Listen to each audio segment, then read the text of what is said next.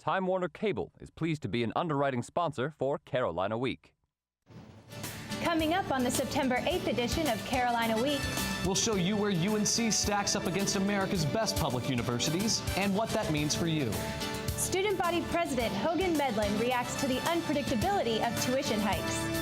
In sports, the football team feels good after a loss, and the women's soccer team picks up right where they left off. Weathercaster John Boyer will tell us if the warm weather will continue into the weekend. All that, and we'll tell you why a common coin could be worth more than spare change. Carolina Week starts right now.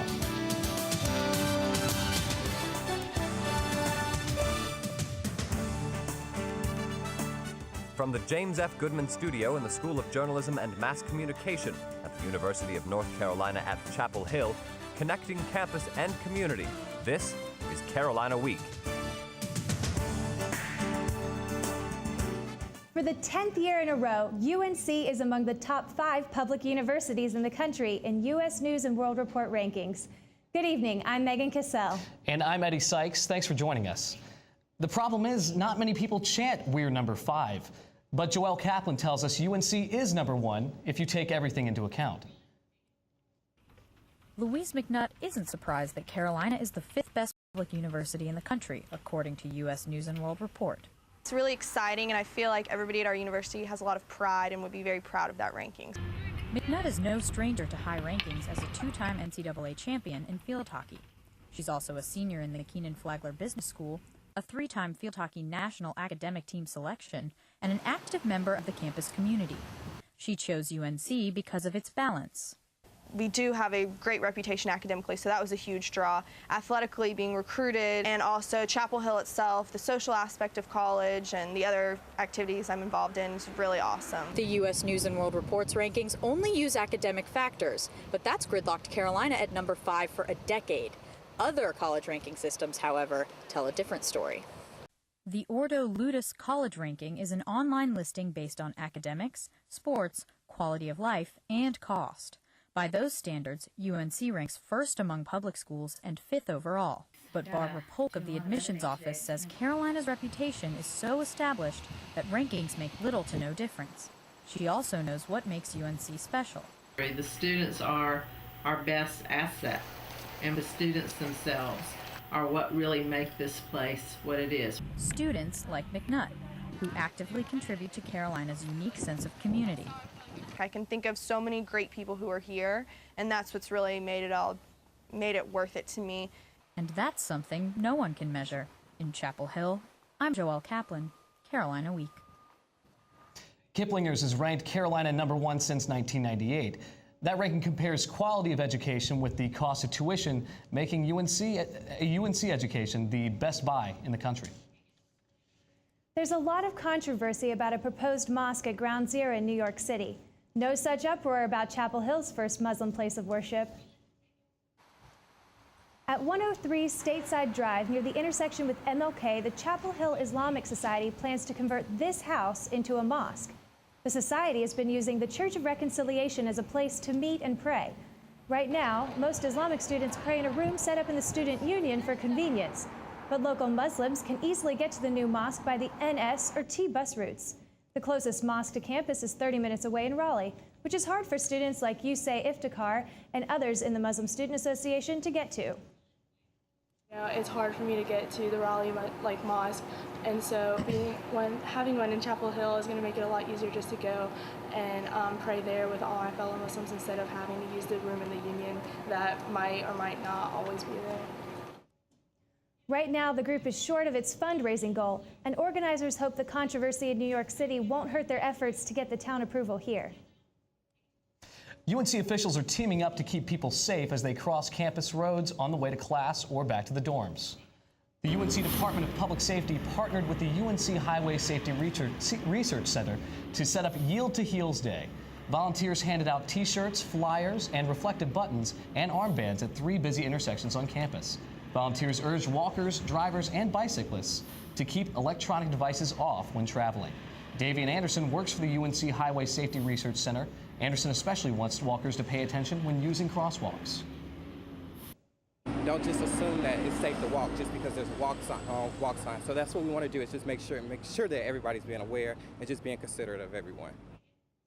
Yield to Heels Day happens twice a year, but we should all be cautious throughout the semester. Students feel safe while walking around Carolina's campus at night thanks to the program UNC Safe Walk. Safe Walk is a service that allows students to call DPS-trained students to walk them from one campus location to the next.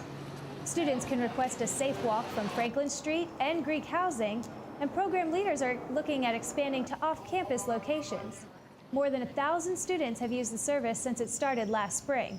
The service runs from 11 p.m. to 3 a.m. on Sunday through Thursday, and point-to-point buses are available every night until 3. The old Chapel Hill Cemetery isn't just a resting place. The Preservation Society sponsors regular tours to teach more about the cemetery's link to the past. This calm and quiet place became UNC's official burial ground in the late 18th century. The 7 acres aren't only rich in foliage, but also filled with history. The cemetery is the final home to the famous individuals, including UNC's very own Charles Kuralt. This old and worn-out stone marks the first UNC student buried here. A trip through time, these children search for other kids' headstones. Not a common pastime, but still an interesting place to visit.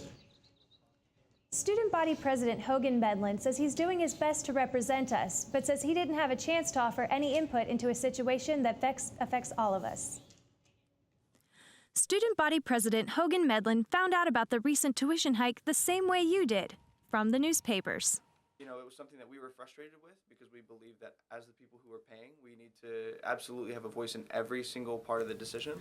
It's a decision that Hogan says centers around the most important issue facing the university today. Hands down, it's the budget. While you were on vacation, Hogan was hard at work lobbying for the state budget support. He spent most of his time in Raleigh with Chancellor Holden Thorpe and other students, trying to help the House of Representatives and the Senate come to a compromise. This is a very common issue for everyone, especially people out west and in the Northeast. In California, for example, the tuition increased by 37%, while our tuition increased by 24%. What I keep saying is that in a time of economic downturn, predictability just goes out the window. We can't predict tuition. What we can do is prepare to speak out.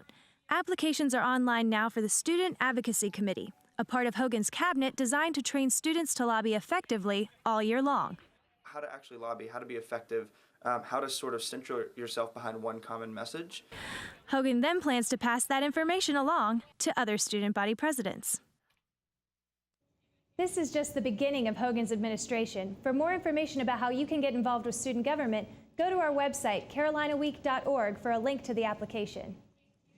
Coming up, tell us what they think about Carolina's new and improved website. And a new treat that could cool you off on a hot day, and you don't have to walk too far to find it.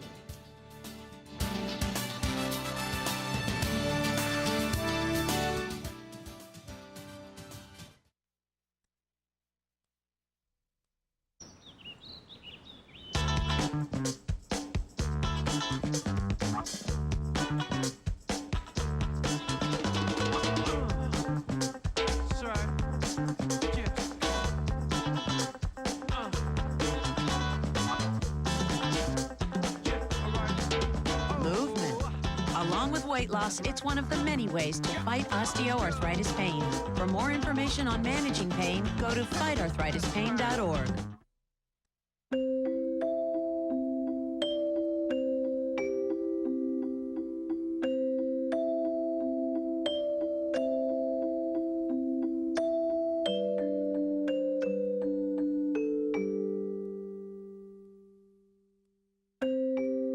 Lead paint poisoning affects over 1 million children today. Just 3 granules of lead dust can harm your child. If your home was built before 1978, log on to leadfreekids.org. G-Morning, sunshine. Wakey, wakey. Text me. Are your parents home later? We can hang. LUV, love you. JK. Holla back. Holla back. Holla back. Are you with your friends? That's lame. We're in a huge fight right now. XO. What'd you dream about? Something I did? Are you on your way to the mall? I'm lonely. Nude pics. Send me some. Text me. The first impression many potential students get of UNC is from our website. so the face of the university has to be easy to navigate and interesting to look at. Lindsay Hawkins gives us a look at the new UNC website and lets us know if current students give it a passing grade. It pops up every time you click on the internet in a campus computer lab. After a major revamp this summer, UNC.edu looks completely different than it used to. The Web Advisory Committee conducted surveys of students and faculty and even created a blog to make decisions about how the site would look. Web Content Director Scott Jared thinks the university accomplished its goals. We're paying more attention to some key audiences, current students, prospective students. You can go as a prospective student and find a lot more information. But do current students like the new design and layout? I think it looks more professional. It looks like more high-tech. It's nicer too, it has pictures, so it's very good to look at. I do like how there are like more pictures and how you can see like, you know, the campus background like on the website, because before it was really plain. I think it's prettier, but it took me a while to figure out how to like navigate the page again. Carolina's new homepage is more modern and up to date, and I feel it's just a better change. Jared agrees with the general consensus. Well, I'd say it's clean, but at the same time it's vibrant because you've got a whole another set of images. On some of the pages you even get a better sense of the beauty of campus. Next time you click the mouse to unc.edu, you can see the changes in things like background images featuring UNC's campus, a spotlight section about different Carolina students and faculty each week, and a new calendar feature allowing all of us to easily see what's going on at UNC. In Chapel Hill, I'm Lindsay Hawkins, Carolina Week. The Web Advisory Committee continues to make changes, and members want to hear from you. To make suggestions, go to our website, carolinaweek.org, for a link to the redesigned blog. A few weeks into the semester, students are still adjusting to Connect Carolina, UNC's new class registration system. The registration system has already presented challenges to students. The site has had problems handling high traffic volume, especially during the drop ad period at the beginning of the semester. The university adopted the site to upgrade its financial aid services software, but students have mixed feelings about the new system. I honestly do think it has a lot of potential, but being that it is the first year that they've had it in place, there are quite a few kinks to work out. But I feel like every single time we have something to do, it always crashes, so we never get anything done. So it's frustrating, but I've heard it's less frustrating than the old system. Students will put Connect Carolina to the test again in October when they begin registering for spring classes. Students have found one way to cool down during these 90-degree days. Loco Pops, the self-titled gourmet frozen pops, have arrived at the pit. Repeat customers or curious dessert connoisseurs can purchase these icy treats for $2.25. The cart offers creamy or water-based flavors. The Loco Pops cart will continue to chill in the pit until sometime in November. Well, John joins us in the studio. John, we saw a little bit of rain today, finally. I know. According to the recording station at RDU Airport, that's the first time since August 25th that we've had some rain here in the Triangle. But coming up after the break, I'll let you know whether the dog days of summer are going to continue and when we might see a cool down.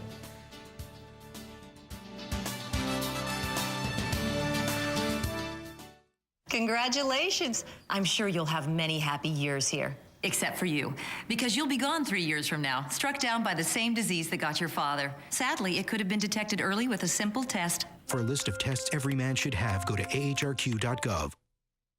There's also an extended warranty option. There's just no need for you to get that.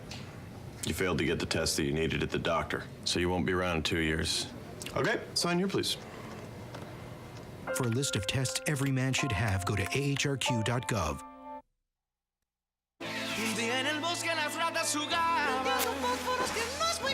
Escucha Smokey antes de tratar. Solo tú. No juegues con fósforos, no juegues con fuego.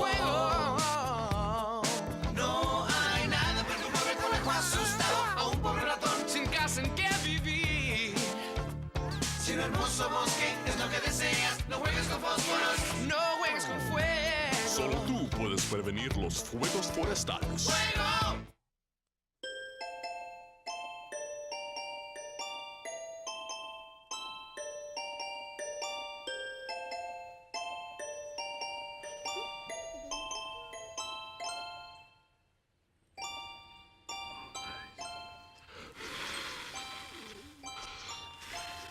The smallest moments can have the biggest impact on a child's life. Take time to be a dad today.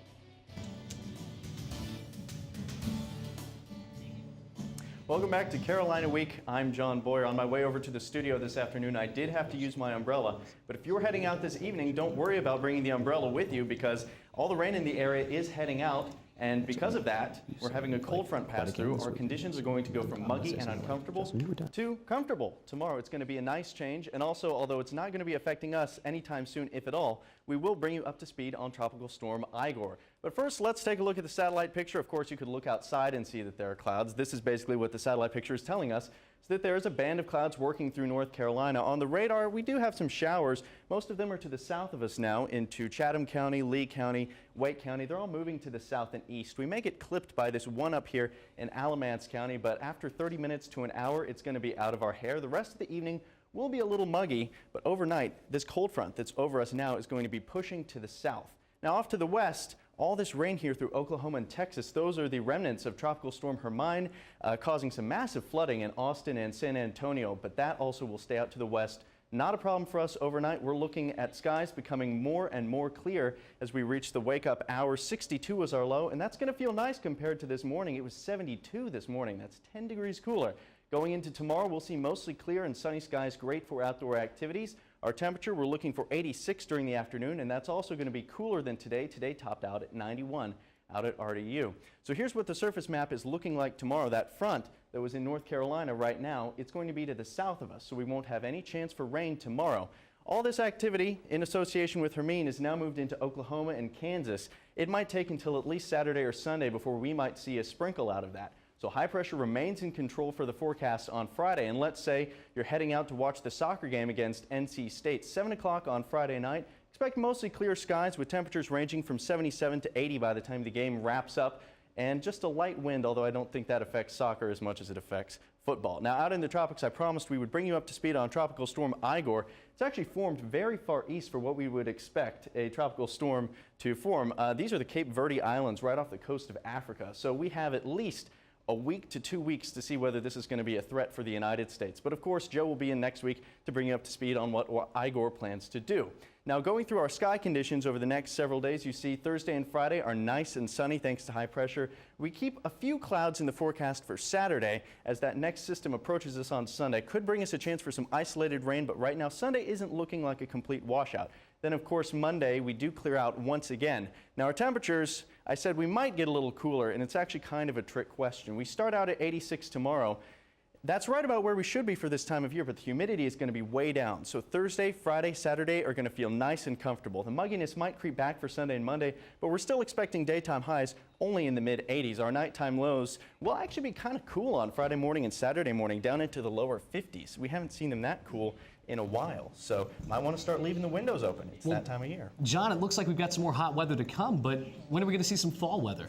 Well, fall begins on September 20th or 21st. I'd have to check specifically, but of course, we might get some sooner than that. Well, thanks, John. It's not often that children have the opportunity to visit faraway islands right in their backyard. Paper Hand Puppet Intervention presented Islands Unknown in Forest Theater on Monday night. Families packed the outside theater, and children enjoyed a greeting from a dancing puppet. The elaborate display of bamboo, paper mache, and newspaper puppets took the audience on a journey through animal, mustache, and wilderness islands. The show told the story of technology sweeping away books, knowledge, and creativity. Well, sportscaster Justin Page joins us in the studio.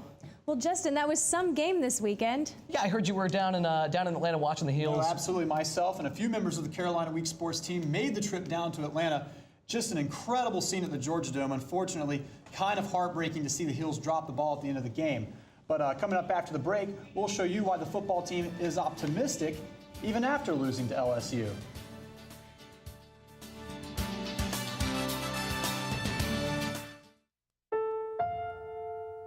The odds of this daughter of a clergyman spending 11 weeks at #1 on the U.S. singles charts? 1 in 19 million. The odds of going on to win 6 Grammy Awards? 1 in 1.4 million. The odds of having a child diagnosed with autism? 1 in 110. I'm Toni Braxton, and I encourage you to learn the signs of autism at autismspeaks.org.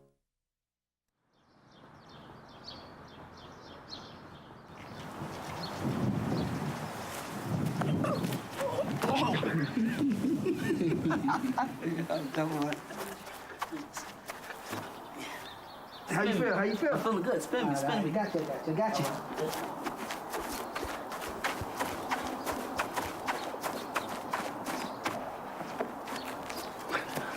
Oh, goodness. This financial advisor is being accused of committing one of the largest investment frauds in the history of the United States. I guess we're not going to Aspen. That's fine.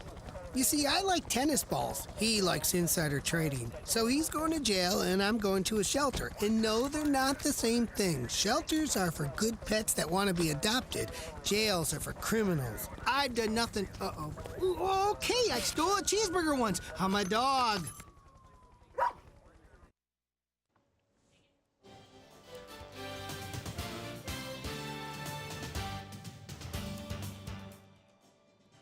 Welcome to Carolina Week Sports. I'm Justin Page. In the shadow of two investigations, the UNC football team almost pulled off a miracle Saturday night against LSU. So with some adjustments, the Hills believe they can enjoy success this season. The Tar Heels mounted an incredible comeback in the fourth quarter at the Georgia Dome, but it wasn't enough to overcome a first half in which the Heels turned the ball over 3 times. Coach Butch Davis said the mistakes ultimately cost the team a win. We didn't play very well in the first half. We started off, had a little tiny bit of success. We made so many mistakes, we really put ourselves in the hole. But even after the loss, the team is more optimistic about the rest of the season. The Heels' comeback has given them confidence and given fans something to cheer about. Davis says that in the face of adversity, his shorthanded team is rising to the occasion. But I told the kids that one thing that defines you is your character, your guts, your ability to compete, to never surrender. And the players don't plan on surrendering anytime soon. Wide receiver Jeremy Boyd says he and his teammates welcome any challenge. I just feel like we're a team that we can fight hard and we can go through any adversity. You know, a lot of our players out, I feel like that just motivates us even more. But in the midst of 2 scandals that have sidelined several starters, the most significant vote of confidence has come from UNC's administration. Both Chancellor Holden Thorpe and Athletics Director Dick Bedour say they support Coach Davis. And this program is absolutely headed in the right direction with the right leadership. And we've got some challenges remaining, but that's okay. We're up for the challenges. The Tar Heels face their next challenge in just 11 days when they face Georgia Tech at Kenan Stadium. Now the buzz from Saturday night's game barely lasted a day before the NCAA investigations once again took center stage. Defensive line coach John Blake resigned after drawing criticism for his connection with one of the agents in question.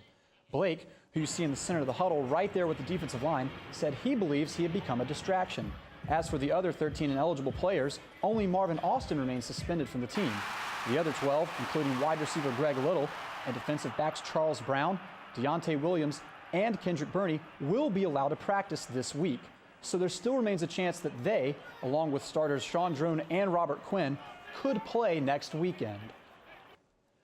Coach Anson Dorrance and the women's soccer team are kicking off this year with a huge milestone. The defending champion Tar Heels took on Tennessee Saturday, hoping to give Coach Anson Dorrance his 700th win. There he is right there. Early in the first half, here's Kalia Ohai breaking away for the score. Ladies and gentlemen, she's only a freshman. At the half, the Heels were up 5-0, but the Vols weren't going away without a fight. In the end, though, it was Carolina closing the game with this header right here. Check this out. Nicely done by Elizabeth Birkenall. Coach Dorrance picked up his 700th win with a final score of 7-2. The men's soccer team kicked off the 2010 season during the holiday weekend in the Carolina Nike Classic at Fetzer Field. Packed house Friday night to see the Heels take on Akron, the same team that beat UNC in the Final Four last year. Carolina knocked on the door early, but couldn't quite capitalize, and you can't do that against the #1 team in the country. Akron scored 3 goals and got the shutout.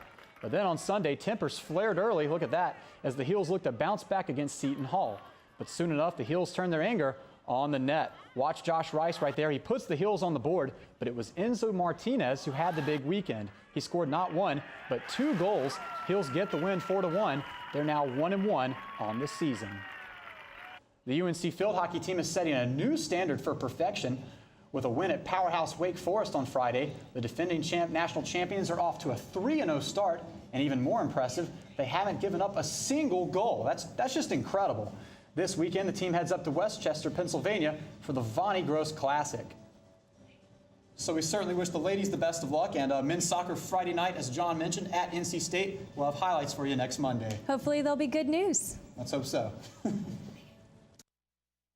Might not be able to count on finding that lucky penny on the ground for much longer. We'll tell you why the penny might be packing it in.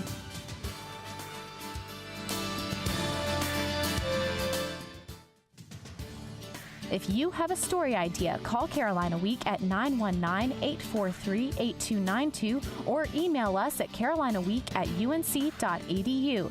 If you have questions about this program, write Carolina Week at Campus Box 3365, UNC-CH, Chapel Hill, North Carolina 27599. Be sure to check out Carolina Week and Carolina Connection online at carolinaweek.org.